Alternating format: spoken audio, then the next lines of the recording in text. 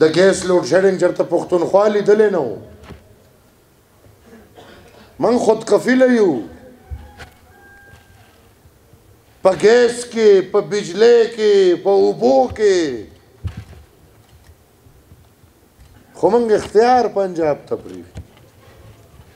نیازم روسته دی هغه د بلا بچیم په نوم کې خان لیکلی دی وي دا د پښتنو نماینده شو هغه په میاوالی کې اوسي اور زما آواز به اوره انشاءالله هغه خو په میاوالی کې اوسي هغه به ستا د بچي غم ولې کوي هغه د اسټابلیشمنټ د تصویر دویم مخ دی او هغه یې روست دی له دی چې زما او ستا د بچي حق به وړي او هغه مخصوص طبقه